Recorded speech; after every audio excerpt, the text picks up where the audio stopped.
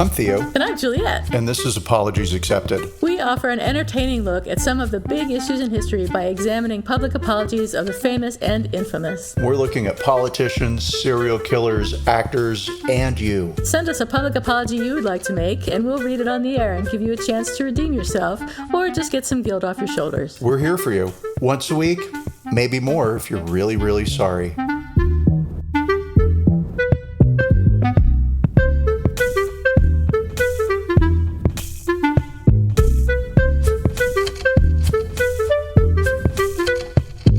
Hi, everybody. This is Apologies Accepted, the podcast. And I am not Theo. And I am not Juliet. And today we're going to talk about our lives. What's shaking bacon? You know what? Today's podcast is all about veganism, right? Yeah. So rather than what's shaking bacon, what's fakin'. Oh, awesome. Perfect. What's shaking fakin'? What's shaking fakin'? Let's see. It's been a really stupid busy week. We had a work conference that lasted 3 days where the entire office got together for the first time since COVID, right? Awful. So it was like 2.5 years. You probably had fun, but I'm like, that's the worst thing I could ever imagine. Oh, it is the worst thing in the world. But it was also the best thing in the world, which is weird because usually I'm very against like corporate anything and all the bonding and all the blah, right? But they did this really cool exercise where you had every person had to create a presentation about themselves, things you wanted to share. Right. 10 slides, 10 seconds to talk about each slide. Wow. And so and it wasn't like all 40 of us did it all at the same time. It was interspersed throughout the 3 days. So kind of the flow worked really well. It was always consistently interesting. They never did more than like 5 or 6 people in a group, right? Yeah. So it was cool. And oh my God, were people self-disclosing with the information? Yes. And so people cried. I mean, audience members cried. I don't even mean that the presenters cried. That's a given, right? But people cried. I cried. People laughed. But the thing that I was, so yes, I did mention that I had a podcast because it was supposed to cough up a secret about yourself that nobody knew, and I was like, this is kind of the one thing. But I didn't give it the name or anything. So I'm not saying nice things about my coworkers because they're going to be listening to the show. But just in that weird world that I inhabit in the podcast where it's like, I want to be honest and I want to like cough up secrets and give my real opinions about them. Feelings. Yeah.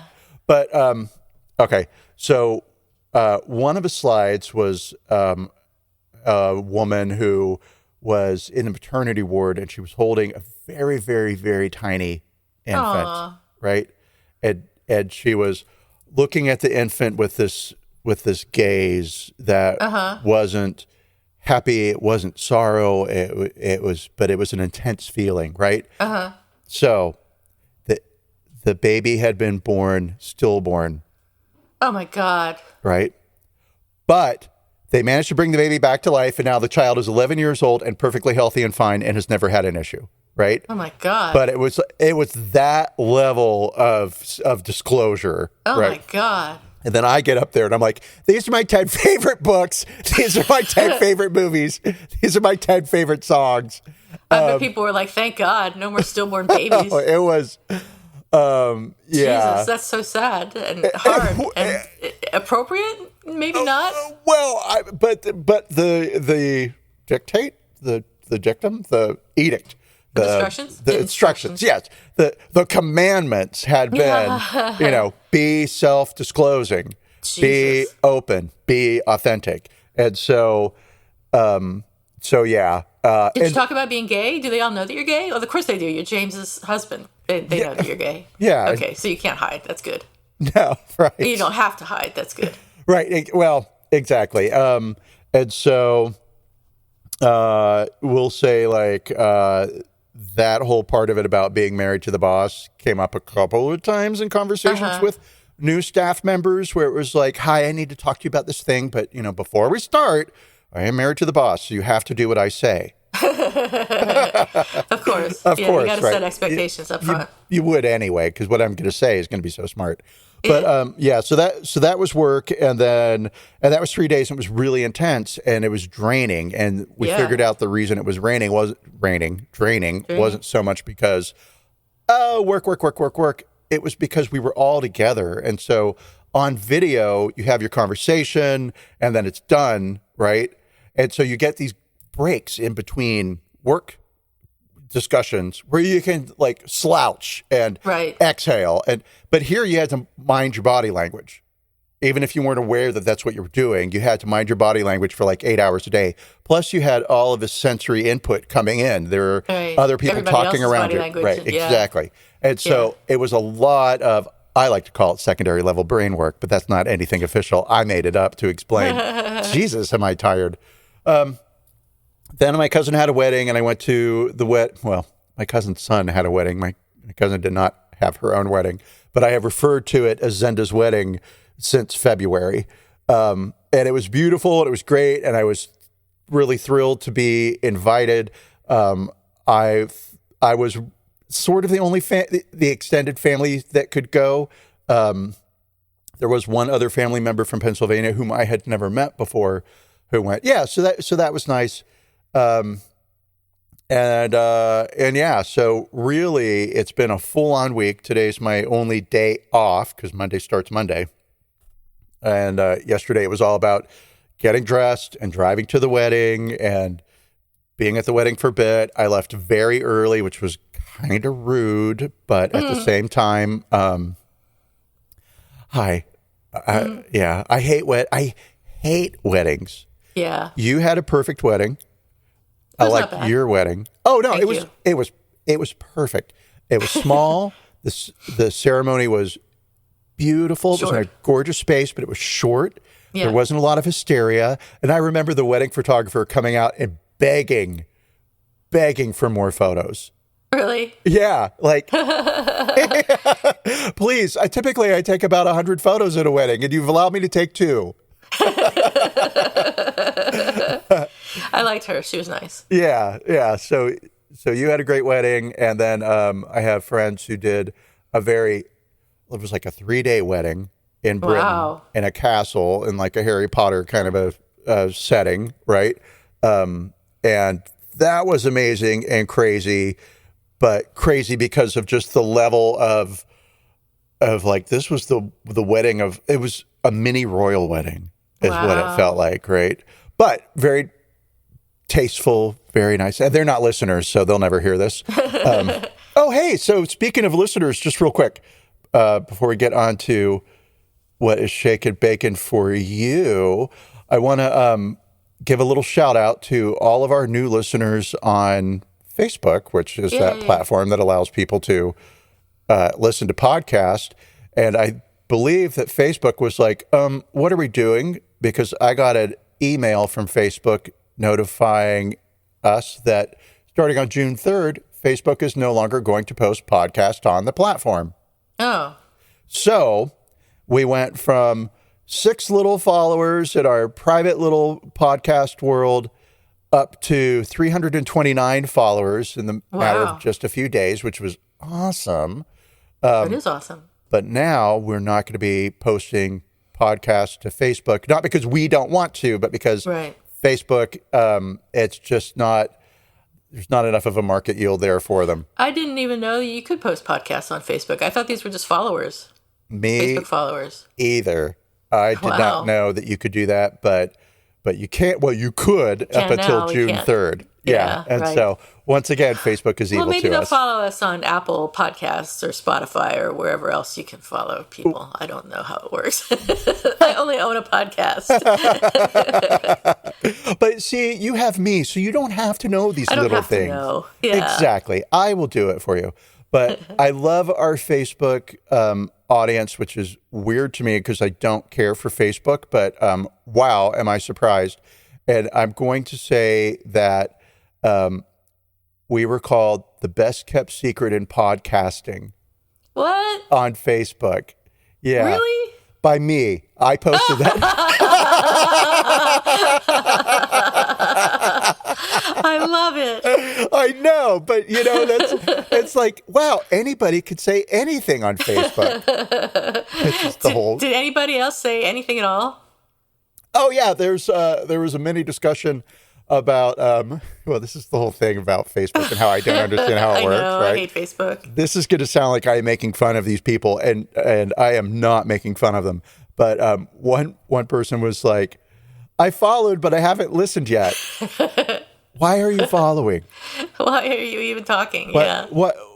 And also, why are you announcing to the universe that, like, I follow this? But but see, that's the thing. Maybe when she made that remark, that was to her own followers. Maybe. And it just shows up in our feed. Because again, since I don't know how Facebook works, all of it on purpose, it's not like I can't figure it out. Yeah. I have to say that because people might be thinking I am that stupid. I don't know, right? And then one woman replied to that comment and said, I did. I found it very interesting. And I was like, oh, the I word, that's the death knell of like, it's interesting. Oh, I thought you meant I, not interesting. I was like, why is it bad to say the word I? Interesting. I mean, she should have said this is the most offensive podcast ever. And that would have been better, right? Right. Yeah, exactly. But it seems there was an exclamation point. So that sort of gives the word interesting a little more oomph than like, well, that was interesting. Well, thanks for commenting if you're listening. Yeah, totally. Thank you guys. And that's it. Wow, 11 minutes.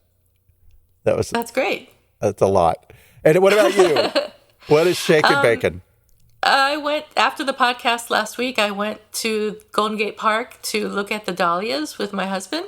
And I love dahlias. They're these big flowers that are puffy and poofy. And of course, since I know nothing about flowers, I didn't realize that dahlias don't bloom until the summertime. So I had assumed that they were spring flowers, but no, they're not. They're summertime flowers. So there was just empty, bare dirt in the dahlia garden when I got there, of course. But I did learn a little something about dahlias, which is that they bloom in the summer. So I'm sure that when it's summertime, I'll remember to go see the dahlias. But we got a nice walk, a nice little walk, and saw some stupid, what are they called, marigolds, which I think are ugly. They're not stupid. Stupid marigolds in the stupid garden of the stupid, whatever that building is called, where they had the stupid flowers. So, yeah, that was okay. It was a beautiful day. So that was something. And then I forgot to tell you, and I'm sure this is news to no one but me, but when I was in Arizona, of all places, in the grocery store, they had these oranges. So I went to the grocery store to get some fruit, and I saw some oranges that I hadn't seen before. So I was like, all right, let's get some oranges. What the hell?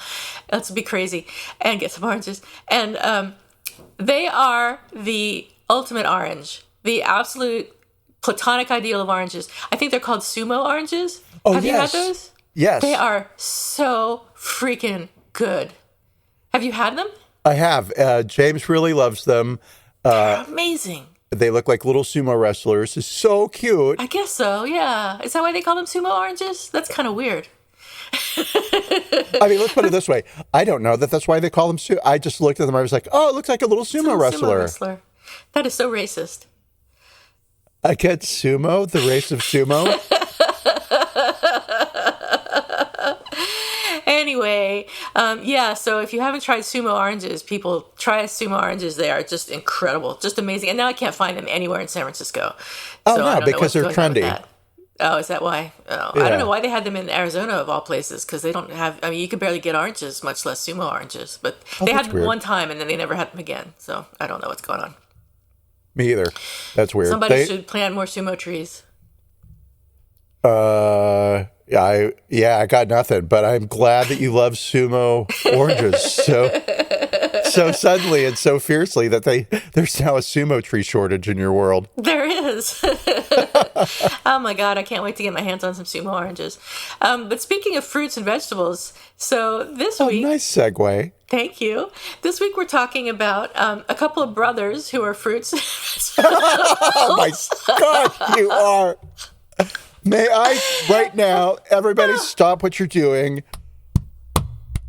This is an award for you.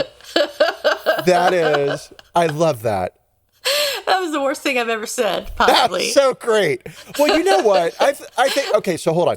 I get what you're saying, and I think it's fair because, and I'm sure we'll end up talking about this, but in this whole veganism world, there is like this whole, there are just some beliefs out there and, and some philosophies where it's like, I'm all for moral superiority. Believe me, I wear it as a badge of honor, right? Absolutely. But not when you wave it against me. I don't like it, right? Then it's not good.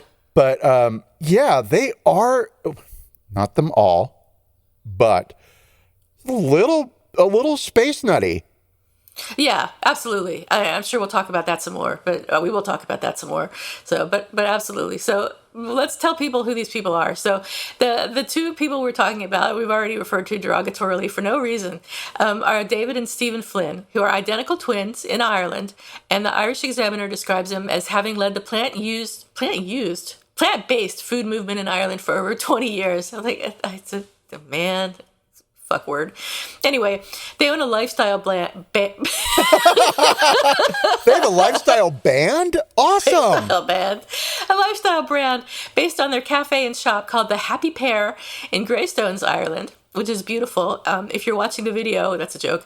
You can see in my background on Zoom is Greystones, Ireland. So it looks like a beautiful little town with a lovely beach along the coast. I'd like to go there one day.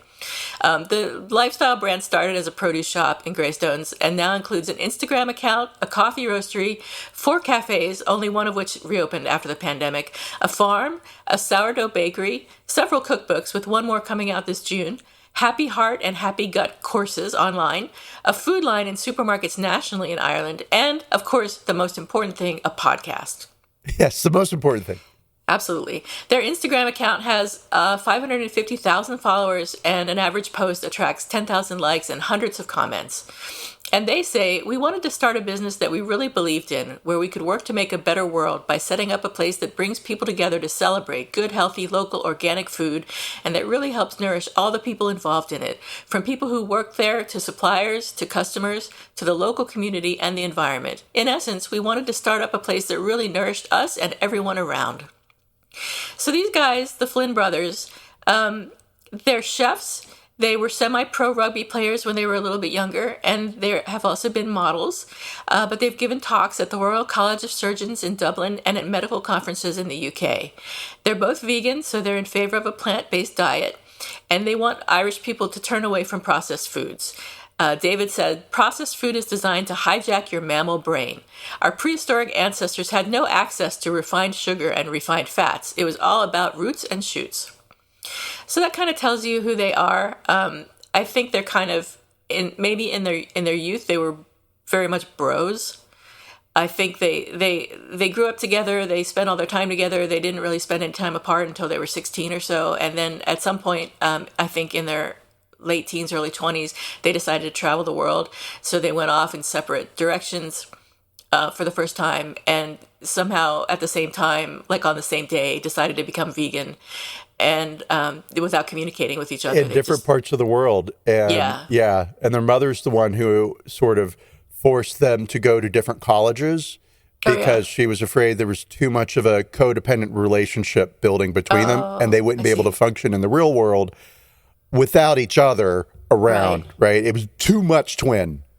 Too much togetherness. Yes. Cool.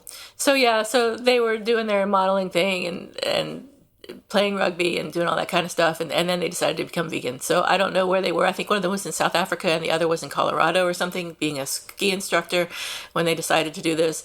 But that's what they did. And why we're talking about them is because a promotional video for an upcoming Happy Pear podcast episode, which has since been deleted from the Happy Pear Instagram account, caused a stir recently when it made claims about breast cancer rates before suggesting ways to reduce the risk of breast cancer through lifestyle and diet.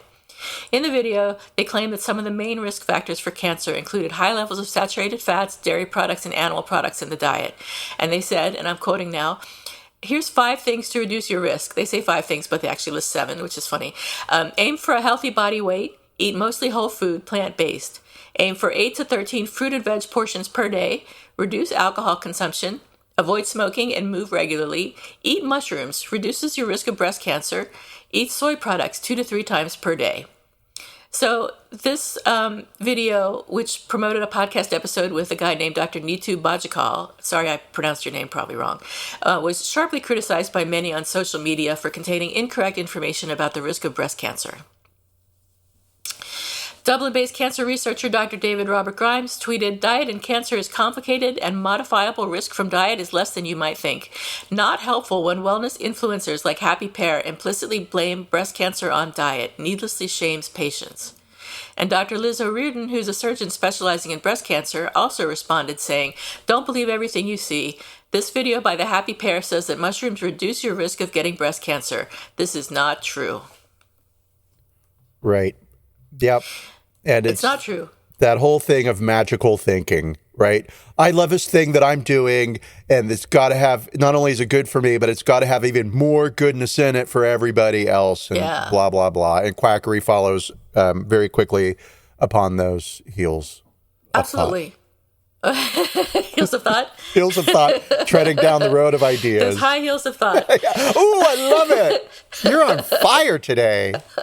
I'm slightly awake. Yeah, so you had mentioned that you had some information about soy. So I have read that soy is actually, too much soy can give you cancer. I read, this is not true. And then they say eat soy products 2 to 3 times per day. Have you any information about that? I have a little bit of information about this because I took a physiology course at community college for full semester and I got a B in it. So I am now qualified. I'm as qualified as the Happy Pear brothers to talk about the science behind soy and links to cancer, right? Yeah. Because I also Googled an article because I was like, what the fuck is this? Like, I get the impetus for, oh, if you eat this, it makes you smarter. Oh, if you eat this, it will prevent cancer, right? But it's like, why do they think that? And so here's why they think that, right? Okay, so soy contains phytoestrogens, which essentially are estrogen-shaped molecules that very closely mimic the structure of human estrogen. And when they get into our bloodstream, they can attach themselves to receptors on cells that are built to hold estrogen molecules. And so the binding affinity of phytoestrogens is pretty weak. So Gen Z, what that means is that the Why are you insulting Gen Z? Well, because they're 13. Well, right? They're not, though. They're in their 30s now or whatever. Shut your mouth. That's not millennials. true. You're talking about Generation Alpha. Okay. Well, I that means nothing to me. That I'm so far into the age spectrum now that the new generation I haven't even heard of. You just don't even know, yeah. Right.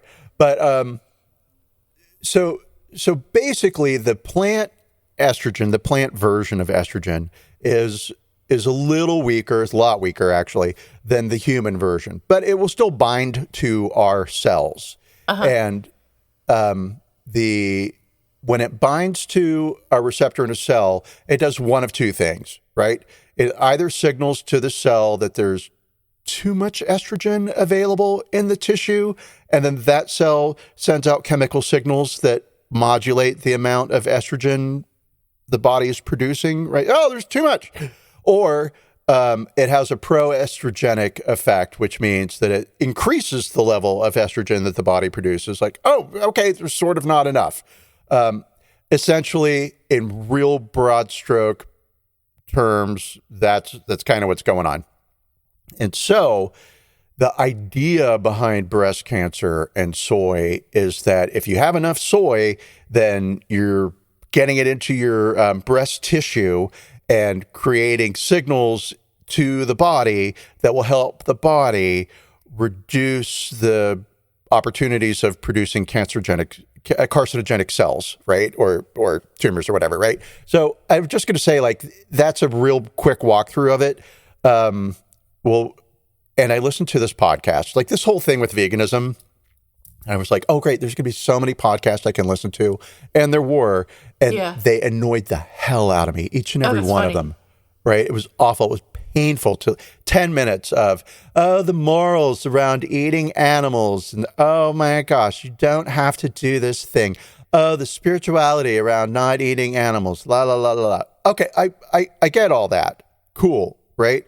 But it is just the whole attitude of if you're not doing what I'm telling you to do, then you are really stupid.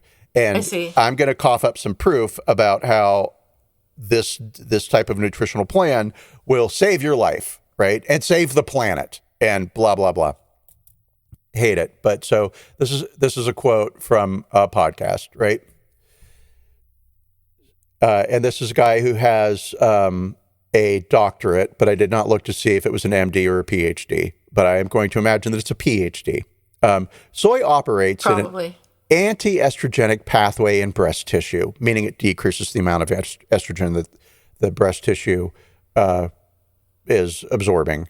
You consume these phytoestrogens and they decrease the estrogen response in breast tissue. And that estrogen response potentially decreases breast cancer, but not bullshit. That's parenthetical. I'm editorializing. Okay.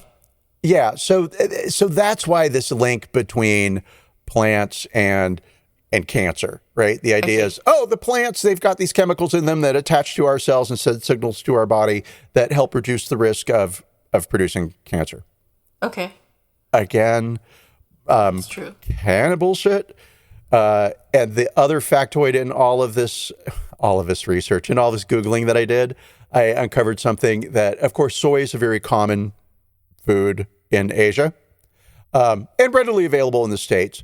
But in a study conducted in 2001, so it's 20 years old, they discovered that a person who's on the high spectrum in Western culture of soy consumption is not as high as a person in Asia who is on the lower side of soy consumption.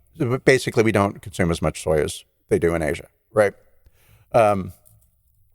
Interesting, also bullshit.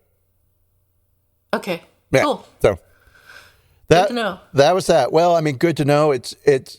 I'll just say this, right? Of course, eating food, vitamins, nutrients, minerals, etc. Magic cures, no. Desperate people are willing to believe anything. Totally get that. I'm not here to take hope away from anybody. As long as it's healthy, do it. Consult with your doctor. Yeah. Consult with several doctors. Get several opinions. Consult with more than one. You never know what your doctor's going to be like. So, yeah. So these twins have gone from basically bros to basically crazy vegan nuts. And I don't say that in any way to insult vegans because I've been vegan in my life and probably will be again one day. But there's a certain type of person, the crazy vegan nut type, which is the type that you're sort of alluding to when you say that the type that make promises about all sorts of benefits from the vegan diet that may or may not exist. So they definitely are like that. And they do things like go swimming in the ocean, saying that it's good for your health, the cold ocean in the morning. In Ireland, it's very cold, saying that's good for your health and encouraging other people to do the same thing and that kind of thing. I mean, I have nothing against swimming in the ocean. There's no problem with that as far as I can tell, but whether it's good for your health or not, I don't know. It makes you feel good, so go for it. But yeah, so after they said this about the soy and the mushrooms, they released a statement and then posted an apology video on Instagram in which they basically said a lot of people got upset and we didn't intend to upset anyone. Which is not a great apology, as we all know, if you've been listening to this podcast for any length of time. No. The video was slammed as appalling by some people, and one person claimed the brothers were smirking during the video, and another said, well, that's their faces. They always look like that. Which is actually kind of true. Yeah. The brothers are hot, and I accidentally ended up looking at a lot of photos of them. Oh, yeah. There's tons of shirt-off pictures and... Yes. And of course, that only promotes what they are saying about anything that they're doing, right? Swimming in the ocean will give you this body. Right. I mean, sure, yes, it will help contribute to building a body like that, but not in and of itself. right? Yeah. And I mean, same there's thing with mushrooms. probably very little health benefits to swimming in the cold ocean, but I mean, it definitely feels good. I've been swimming in the cold ocean, and you feel great afterwards. But whether or not it's any good for your health, I wouldn't know.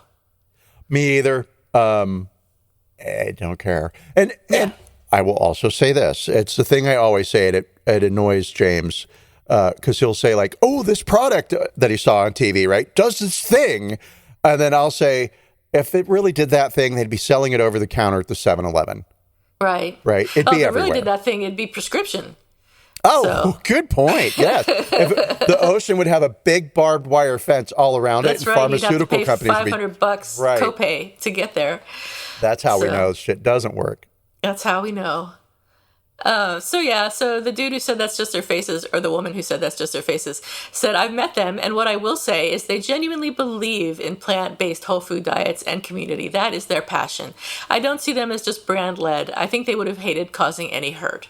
So they may be well-intentioned idiots, but I think they're kind of idiots. And I kind of feel bad saying that because they're doing things that are good for the environment and good for animals and probably good for health overall, but it's kind of an accident, it seems to me, that they fell into this thing. I don't know. Maybe I'm talking out of my hat. No, it's out of your ass is the expression. Out of my ass. ass. But I prefer out of my hat. Thank you. That's nicer. Oh, and it is Mother's Day too, so hat would be Happy inappropriate. Thank you. Happy Mother's Day, except to the vegans. Yeah, no, I mean, vegans. It's very clear that the brothers believe that this is not just simply some marketing thing that they're doing. This is I hesitate to use the word lifestyle, but this is something they believe, and they believe it'll help other people. And I read a couple of interviews with them, and those interviews were in sort of tabloidy British. Most of the British papers are tabloidy papers, right? And the brothers said something to the effect of, we know that we're Marmite. Some people like us. Some people really don't. A lot of people don't. Yeah. And they get it. So they're not for everybody. They sort of understand who they are. But I will say they may have missed a beat, right? Uh-huh. And it's when you have a platform and you want to put out medical information, you should make sure that it's as well-rounded as possible, right, and direct people to consulting with their doctors, right? Right. But that's not what they did. They brought on some witch doctor who was like, ooh, mushrooms. Wow. Drink the tea. And, yes and no, sure, and no, right? I'm trying to think of a food fad that I've lived through that was supposed to do this thing other than weight loss. Uh-huh. And I'm struggling. Oatmeal. There's oatmeal for cholesterol or whatever. Remember that? Okay, right. And fish oil, right? Fish oil. Omega-3s, right? Yeah. And that does help. But if that's the only thing you're relying on... Yeah, you're not going to get very far. See you in heart surgery. Yeah, right. I forgot what I was going to say. Oh well. So I did listen to a podcast with them on it, a podcast called An Irishman Abroad, that interviewed the two of them, and they seemed fine. I mean, they didn't say anything really offensive in the that I remembered in the podcast, but it was kind of boring. And then I listened to part of another podcast where their own podcast that they have, the Happy Pear, whatever it's called, where they interviewed a woman, and I fell asleep, so I can't really say too much about that. I will bet you that's the same podcast that I listened to because they were interviewing a woman. Was she talking a lot about their children and how they make wonderful fathers? Yes. Yeah, exactly the same fucking podcast. I gave it 10 minutes, and then I was like, yes. I totally know who you guys are. I do not ever need to look anything up more about you because I already know what you like for lunch, what you like for breakfast, what your day looks like, what your schedule's like, what your philosophies around life. I know who you are. And that's cool. That's great. You fucked up a little bit with your apology because it was shitty. You really missed the point. I get that for you, the point is eating mushrooms reduces your risk of cancer. Full stop, right? Yeah. But it doesn't. And you should have allowed some dialogue for how and why people think that it doesn't, as opposed to we say that it does, right? And so, but I mean, beyond that, they believe what they're saying.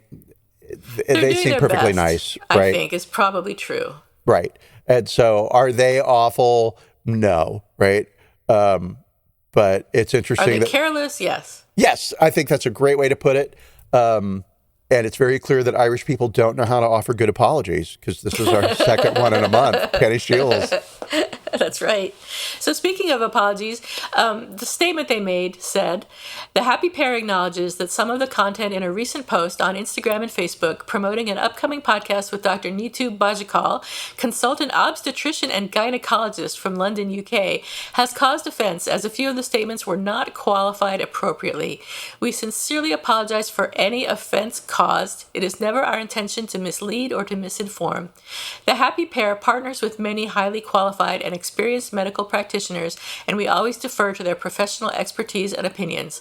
The Happy Pear never represents itself as a medical professional or medical expert.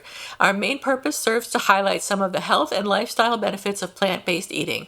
We will endeavor to ensure that this does not happen again." And they said in their video, we posted a video recently about breast cancer, and a number of people got upset. And we just wanted to say that was never our intention, and we're really sorry for upsetting anyone. It was a snippet from a podcast that we recorded with a doctor on women's health, but just wanted to say apologies. So as someone noted, I think on Twitter, they said they apologize for upsetting people, not for the incorrect advice offered. So yeah, they should apologize for, and I think in their statement they kind of did, but they really apologized for offending people. In their statement they did, and in the video they did not, because they believe this. So they're not going to apologize for something that they believe. Right.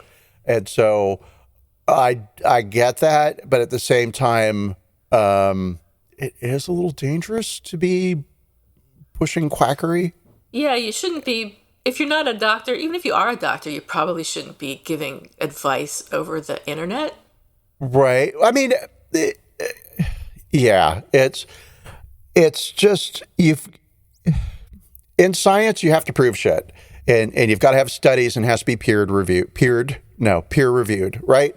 It's so cool. And even then, after, obviously the way science works, even after we believe that something is true, there may be evidence that, we misunderstood what we were seeing.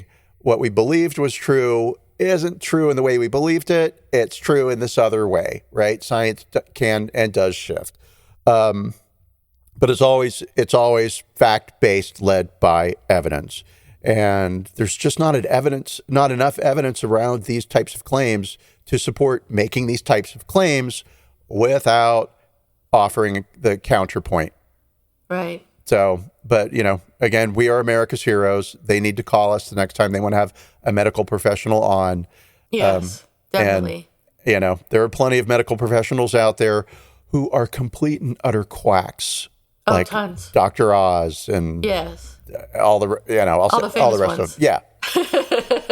Well, and they're famous because they're giving quick, instant relief, right? The magic pill, the snake oil, right? Everybody wants the easy cure. I want something that's going to, it's the one pill a day that I have to take that's just going to make everything great. And if that's a carrot, even better. Yeah. So, yeah. I mean, I can't tell you myself how many times I've fallen for that kind of thing, so I really shouldn't be too critical. I mean, the things that I've bought, like papaya pills for digestion and all kinds of crazy stuff. It's just, I've done it. I've been there. I understand. You want things to work, and you see it like someone that you respect or trust recommends it, so you go ahead and get it. It is what it is. Right, and you're not stupid. I mean, you know how things work. And so I'm sure when the papaya pill thing came around, you were like, what is this about papaya? Oh, okay, enzymes. Oh, okay, great, right? I could see where this might work, right? Exactly. And did it work? I don't think so. Well, if it did work, they'd be selling it over the counter at the 7-Eleven. If it did work, it'd be prescription. Oh, yeah, that needs to be my new go-to. I definitely need to use that. Yeah, both things are true. They'd be selling prescriptions at the 7-Eleven. Boom. Yeah, absolutely. That's the new ultimate thing test. For 7-Eleven is the prescription pharmacies at 7-Eleven. So yeah, so that's what I've got about these guys. I'm not going to be I don't know. It's to say I'm not going to be going there when I go to Ireland again, but maybe I will because it looks like a cute little town. Maybe I'll check them out and have some lunch, because I appreciate plant-based food. And my husband is vegetarian. I'm not anything right now. I just eat whatever basically. But I probably will be vegetarian or vegan again in the relatively near future. So there you go. I might go there and visit them. Yeah, I knew that this episode was going to bring up kind of the whole like, eating and what you eat being animals, right? Yeah.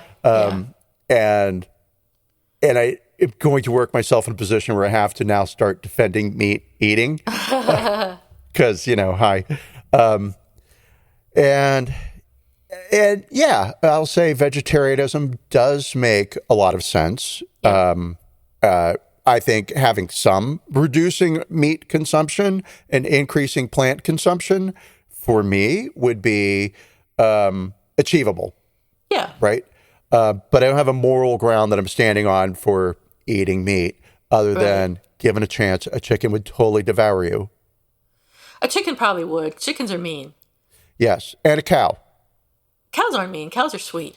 Cows are so sweet. Cows are sweet. They're sweet and succulent. I am totally behind not eating animals and totally behind it being a bad idea and a moral failing to eat animals. I don't eat meat very often. I do occasionally have a hamburger or a steak, so I'm not very good at living up to my own ideals. I mostly eat vegetables and fruits and Twinkies and fish. So Fish are just moving plants. Fish have feelings, though, so I'm kind of torn about it. Brent and I don't eat a calamari because the octopus are so smart, so we don't actually eat them. But I think that's kind of funny. But there you go. So that was we had an episode. I can't remember what it was, but we ended up talking about eating cows. It was around Easter time, and I was struggling for this word that was like, this is why I will not eat octopus, right? Or, not like a dolphin's ever on a menu, but like, or dolphin, right? Or why people don't eat whales, whatever. Right. And it kept coming back to the word consciousness and self-awareness, but the word I was looking for was sentient. Oh, sentient. Oh, of course. Right. Yeah, absolutely. And I tripped over that this morning, and my podcast search for like, there's got to be something fucking interesting about veganism beyond like, the moral, the ethical, the quasi-religious sort of stuff. And that's the thing about veganism, right? It's like a lot of the proponents just treat it like a religion. Yeah. And so cool. Have fun. Enjoy. Yeah. Not really into religion. I can't think of a belief system that I want to adhere to so devoutly that I'm going to proselytize. But that's, again, the world's hero here. But sentience. Yeah. So like, is there a different level of intelligence between a chicken and a dog? Yeah, chickens do kind of have that lizard brain looking thing behind their eyes. Right. If that makes any sense. They're dumb. There's no question that chickens are dumb. Yeah, I mean, dumb, not as smart. So, are they sentient? Probably, but it's like to what degree? Right? Yeah, right. But then that becomes my answer for eating people. Are they smart? Well, I mean, yeah, but are they... Let's just eat the dumb ones. Dumb enough to eat? So that's an argument I can't use to just like nothing there. Everything goes to cannibalism. Right? Oh my God. Yeah. So after the whole, like, I've got to find something about veganism because the brothers, there just wasn't a lot there. Yeah. Really what I got down to was, the history of veganism. So let me give you the history of veganism. It's pretty short, and also a little more recent than I thought, right? So vegetarianism is first mentioned by the Greek philosopher and mathematician Pythagoras in 500 BCE, right? So in addition to his theorem about right triangles, he promoted benevolence among all species, including humans. And then, of course, followers of Buddhism, Hinduism, Jainism, and all advocate vegetarianism, believing that humans should not inflict pain on other animals. So it's more of a moral thing for vegetarianism in our early days as opposed to a health thing, right? Mm-hmm. a lot of it does get down to privilege around veganism. When you can choose what you eat, right? You're a pretty privileged place in society. Right. Okay, but so going back. So in 1843, members of the Alcott House, which was founded by Louisa May Alcott's mother. How about that? Yes. Her mother belonged to sort of a commune that was a vegetarianum. What? So members of the Alcott House created the British and Foreign Society for the Promotion of Humanity and Abstinence from Animal Food. What a name. And so this was led by Sophia Chichester, who was a wealthy benefactor of the Alcott House, right? And again, this sort of is that thing of like vegetarianism seems to have been in the 1800s, even in the 1700s, arguably, this thing for wealthy people to indulge in, right?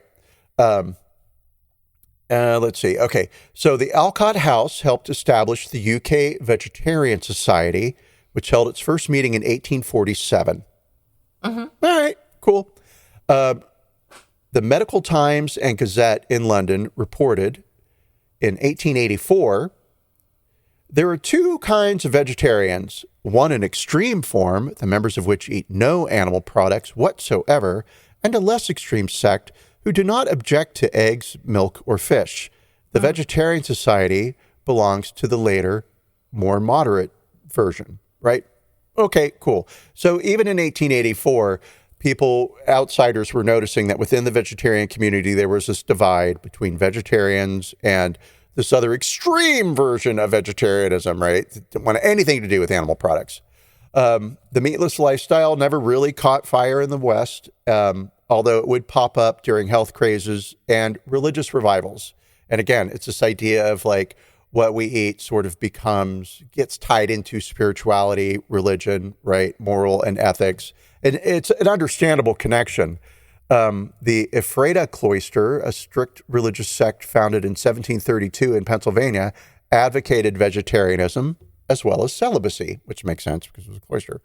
The 18th century philosopher Jeremy Bentham believed that animal suffering was just as serious as human suffering, and he likened the idea of human superiority to racism. Oh, interesting. Which is interesting. All right. And that's in the 1700s. I don't know exactly when, probably late 1700s would be my guess. But all right. Yeah. I mean, that's, again, we get down to this morality, this philosophy, this quasi-religious thing, right? Mm-hmm. But interesting. Okay. Human superiority, white supremacy, human supremacy, right? Okay. This one's fun. In 1850, Reverend Sylvester Graham, the inventor of the graham cracker, co-founded the American Vegetarian Society. He was a Presbyterian minister, and his followers were called Grahamites, and they obeyed his instructions, not his obstructions. His instructions for virtuous life: vegetarianism, temperance, abstinence, and frequent bathing. All kinds of crazy ideas, right? He also believed that nocturnal emissions shortened a man's life. Oh, my God. And unfortunately, because of his belief in abstinence, he suffered from nocturnal emissions. Oh, my God. And so, yes, his poor man was in this complete panic that he was orgasming himself to death at night in his sleep through no fault of his own. Right. Hence the hysteria around everything he did. Well, weren't graham crackers supposed to suppress your libido? I don't know what the intention was. My guess is yes, but that was cornflakes. Yeah, I know that was one thing, but I thought graham crackers were the other. It very well could have been. Yeah. I didn't Google that, but it would make sense. Huh, okay. So, yeah, I don't know. Maybe there's something that's like in the flour of what graham flour. Cornflakes and graham crackers have in common? I don't know, actually. Was it cornflakes or was it something else? It was cornflakes because it was definitely, it was definitely cornflakes. And that was supposed to stop people from pleasuring themselves, was what cornflakes were, right? Okay, whatever. Yeah, it was definitely breakfast cereal. It was a cereal. Was it Kellogg's? I don't know. It doesn't matter. I don't remember anything about it now. And you know what? Further proof that this is all quackery.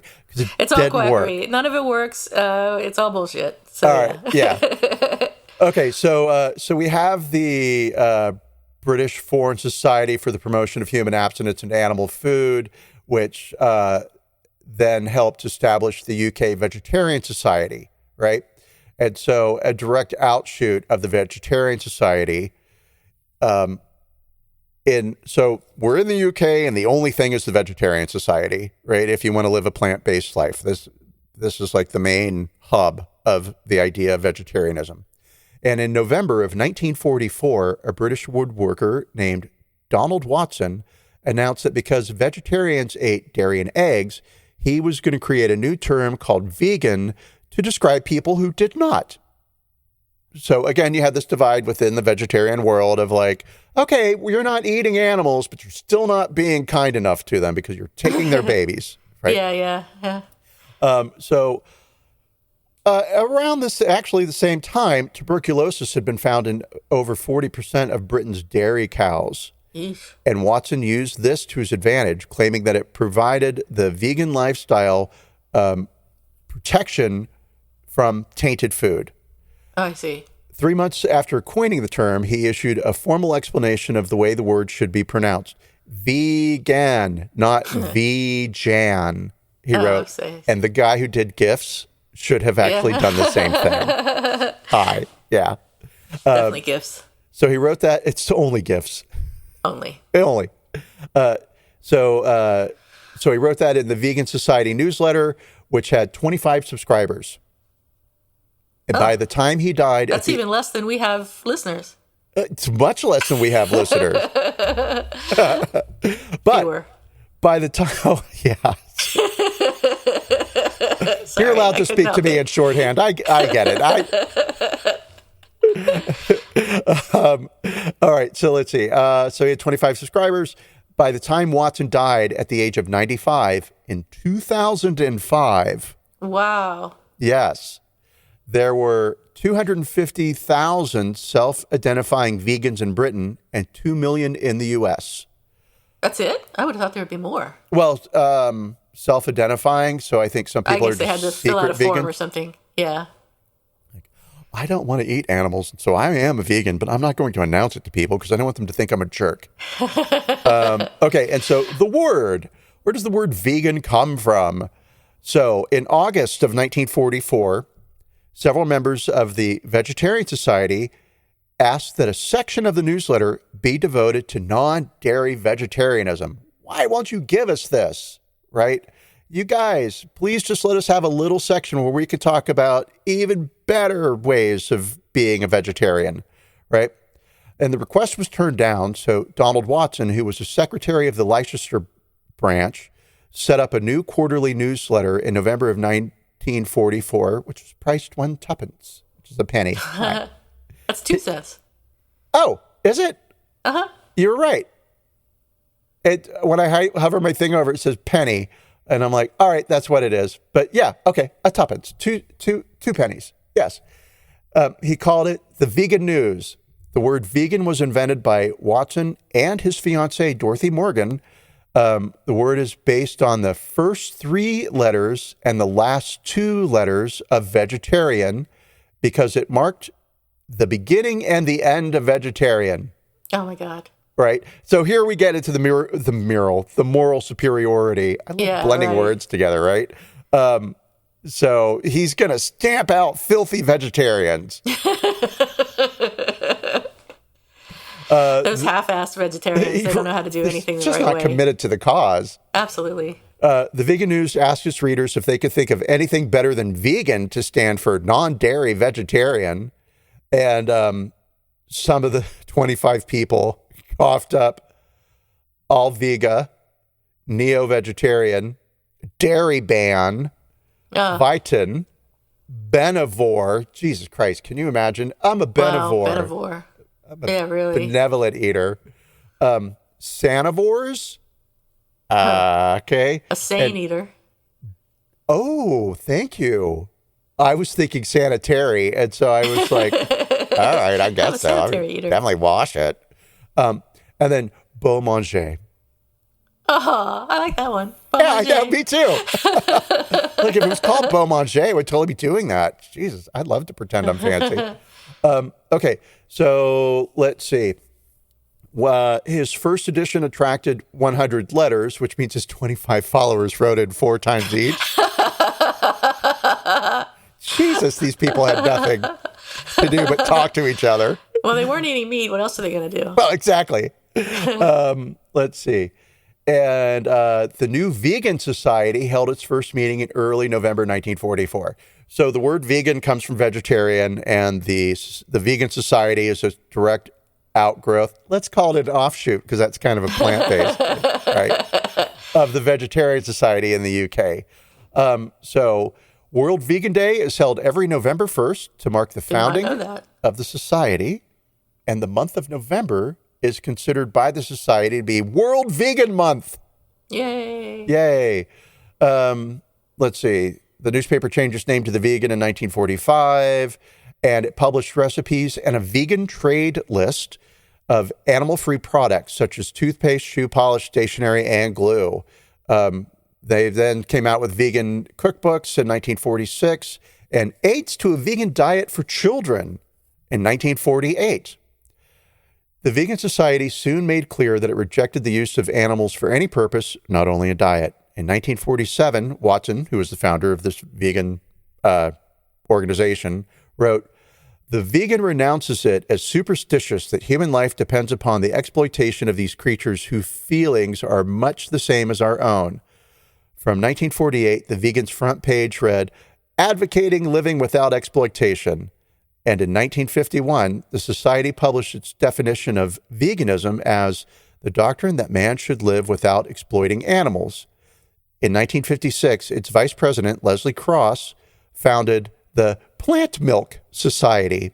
Oh, no. Oh, yes. And in 1956, as Plant Milk Limited and later Plummel Foods, guys, it began production of one of the first widely distributed soy milks in the Western world. Wow. And people have had breast ever since. And the first vegan society was founded in the U.S. in 1948, right?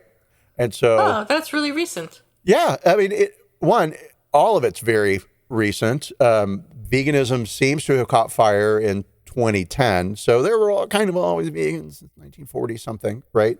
There was a word for it, but pre-1944, there was a movement without a name, right? Now we have a name. And in 2010, it seems to have, for whatever reason... 2010, really? Well, they said the 2010s is when there's like a big uptick. It's definitely so much easier to be vegan now than it was when I was vegan, which was the late 90s. And I was here in California, and I think I was living in Berkeley at the time. And it was challenging to find, like, you couldn't get soy milk in a lot of coffee shops, for example.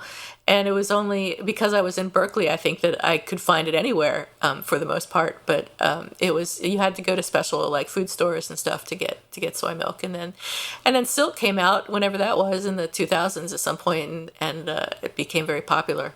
So not only soy milk though, but it was just challenging to eat as a vegan anywhere. If you go to a restaurant, you'd end up eating some sort of salad and asking them to take out the cheese or take out the chicken or take out whatever it was that was the animal based. So it was interesting. And I remember this whole conversation is making me want to eat some oat cakes. And I remember that recipe that I gave you for oat cakes that I need to find again and make them, because those were terrible, but they were also really good at the same time. So I remember that those used to be available in some coffee shops. And for a while, like if I went out, those were the only thing I could get to eat that was vegan. Yeah. And I made them when I was in my super fitness craze. Uh-huh. And while I am casting stones at vegans for being morally superior, I also was morally superior for quite a long time, right? Around my nutritional program. I didn't call it a diet.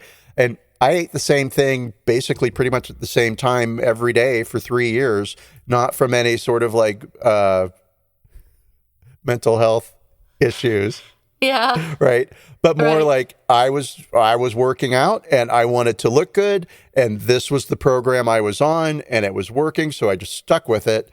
And walking into restaurants and asking for, mine was not as strict as yours, right? So for me, it was just more like, oh, great, I'm going to go to this restaurant. I'm just going to have a chicken breast and a side of salad with no dressing on it. And, and it's going to be a thing. You have to look at the menu beforehand if you could find it online or wherever to see what they offered and what you could modify to suit your nutritional plan or whatever. It was really ridiculous. Right. And that was tightening, right? Or that was like, a problem. And I'm going to have that problem in every restaurant. But because I was going to have that problem in every restaurant, it did not matter where I went to eat. Right. That's true. Yeah. That's true. So it was kind of freeing in that way when friends were like, oh, where do you want to go and have dinner? Like, you pick. I don't care. Whatever. Yeah. I'm going to have a chicken breast and a side of salad with no dressing. Right. Exactly. So you go for it. I'm going to have pasta with red sauce. That's it. So there's still this divide in veganism. Well, let me rephrase that. There's a divide in veganism, right?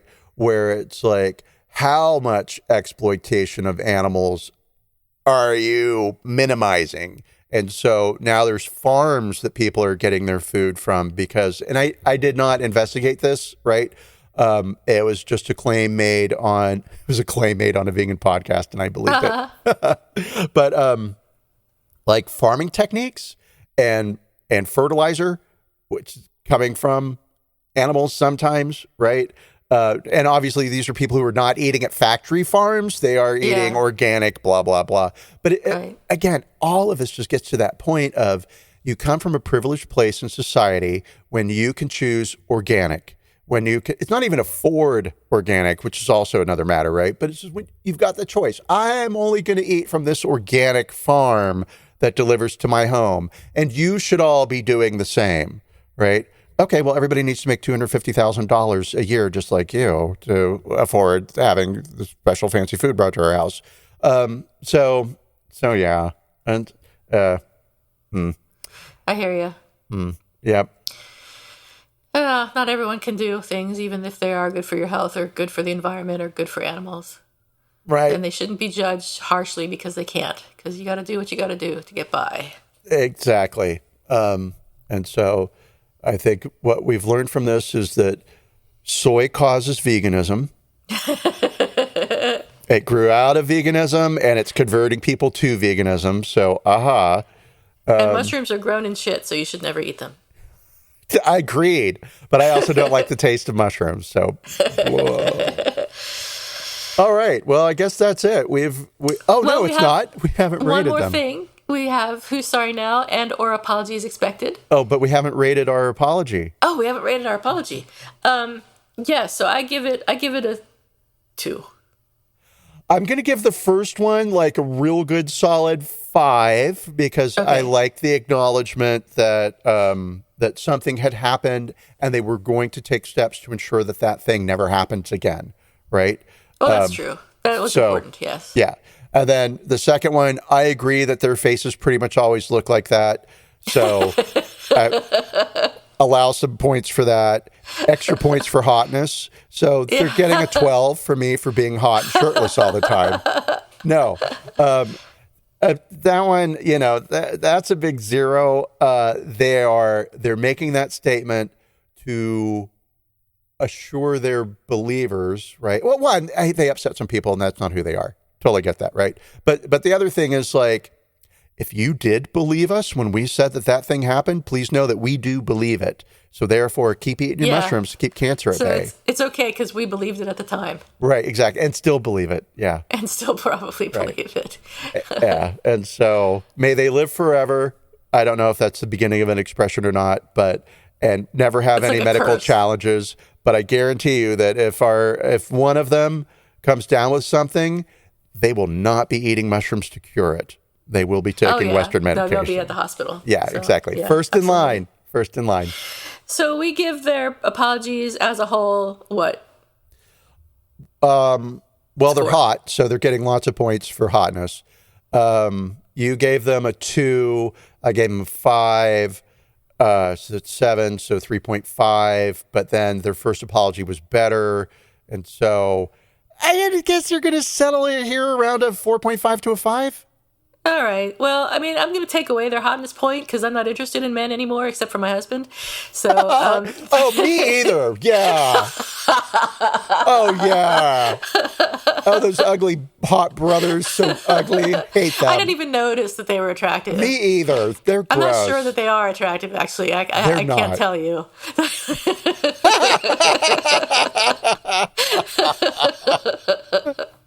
We're such great spouses. We'll give them a 2.5, a 3 for their apologies.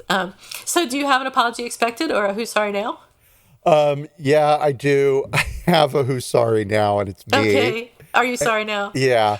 So we threw a dinner party, and I found out at the last minute that one of the guests had a glucose intolerance, right? Oh, okay.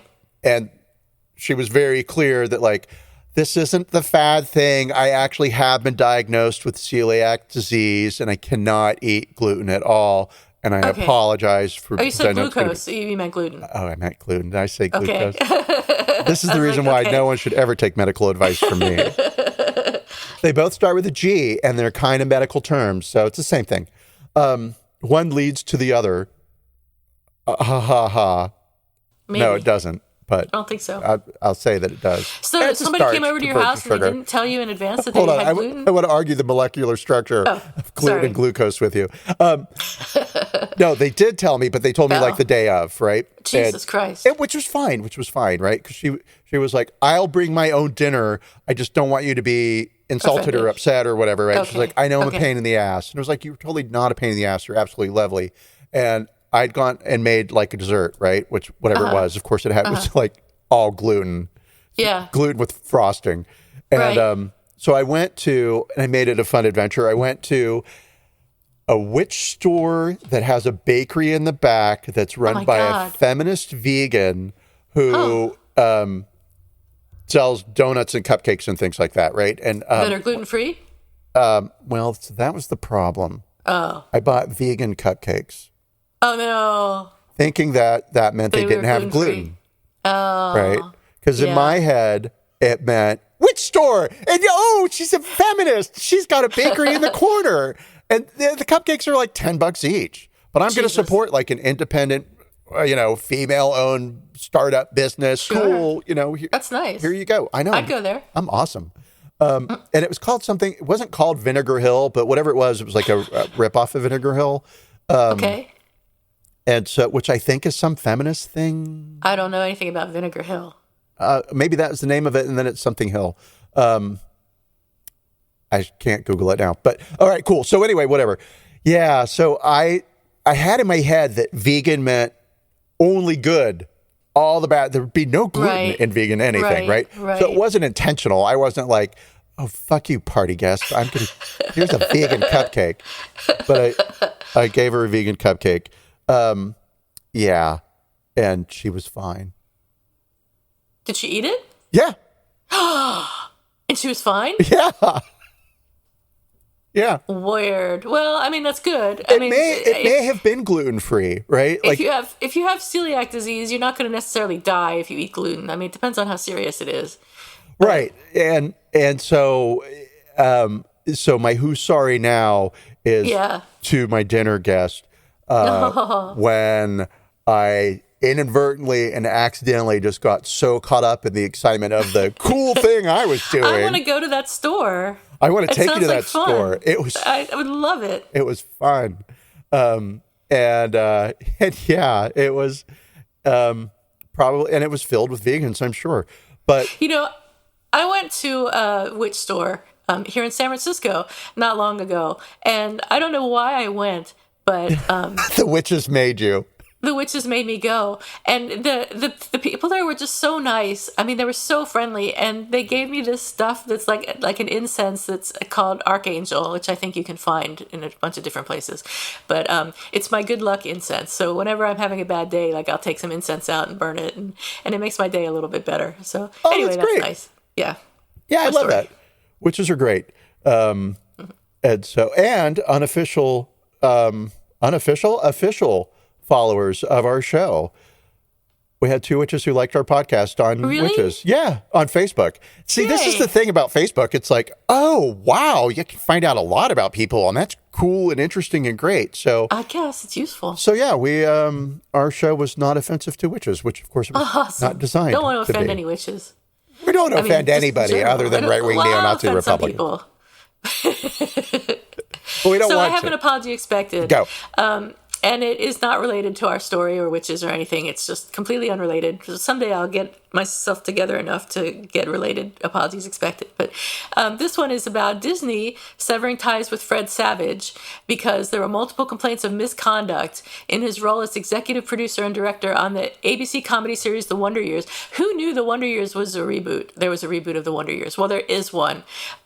It's about, I think it's about a black family in the South during the civil rights. I mean, I read that somewhere, but I'm not sure I believe it. I don't know. Anyway, there were allegations of misconduct against Fred Savage on the set of The Wonder Years, and the allegations were investigated, and he was dismissed. The Wonder Years, which is a reboot of the 1988 series, which Fred Savage, of course, starred in, has not been renewed for a second season yet, but it could still potentially be renewed. So the spokesman said that his Fred Savage's employment was terminated as executive producer and director of The Wonder Years. So I'm expecting Fred Savage to come out with an apology. We'll see. Did they hint see, at what the inappropriate stuff was? Yeah, it didn't say. Well, no, I read somewhere that it was like abusive behavior and something else, but I don't remember what the something else was. Like he was loud and shouty is sort of what I got out of it. Yeah, I know there were 3 allegations against him, 3 separate allegations on the same show. I see. And then prior to that, a makeup artist filed a complaint because he punched her in the arm when she was like brushing some stuff off of his shoulder and God. said, "Don't touch me," right? Rude. And so it's like, honey, listen, you are 5'4", and you might have starred in a TV show as a child, but Yeah. calm down.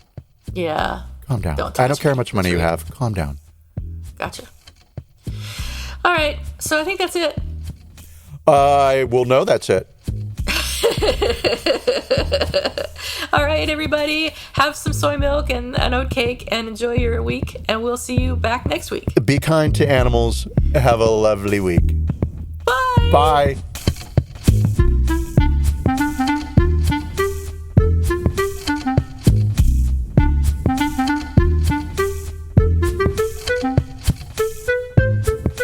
Thank you for listening to Apologies Accepted, the podcast. You can find links to the articles and the sources in the show notes. To submit an apology or find out more, visit us at apologiesaccepted.net, where you can also find our merchandise. We're on Twitter at Apologies Accepted. And on Instagram at apologies.accepted. You can support our important work at Patreon.com/Apologies Accepted. And fuck Facebook.